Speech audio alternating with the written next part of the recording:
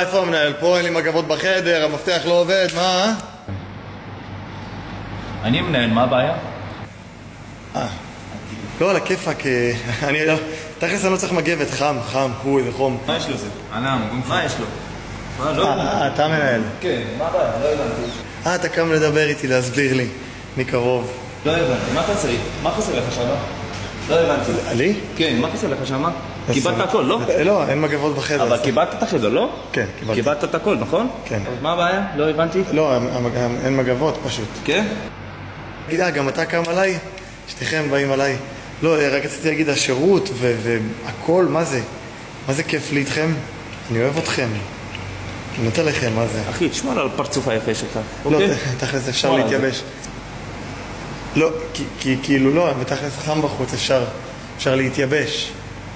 מהשמש פשוט. מבטיח לא עובד שמה?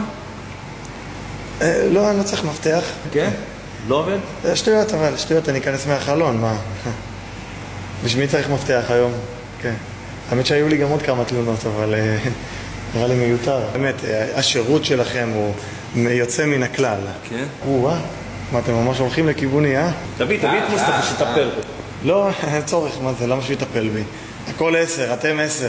למה שמוסטפא יטפל בי? אל תביא את מוסטפא. אני אוהב אתכם, מה יש לכם? מוסטפא ג'אי. מוסטפא בא בסוף? כן. כן, בא להגיד לך שלום מוסטפא עכשיו. למה שהוא יגיד לי שלום? מה, הוא מכיר אותי? כן, שיקבל אותך, כמו שצריך. וזהו, כבר התקבלתי, מה? יש לך עוד תלונות? לא, איזה תלונות תהיה לי?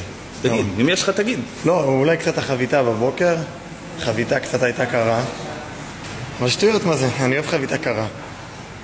מקסימום אני מחמם אותה במיקרו. כן, תחמם במיקרו, יאללה רוח. כן. מוסטפא מגיע. אין צורך במוסטפא. מוסטפא הנה הוא, תלך אליו. מה אחי, אתה צריך מגבות? לא, אני בסדר, תודה, אני ממש אוהב אתכם.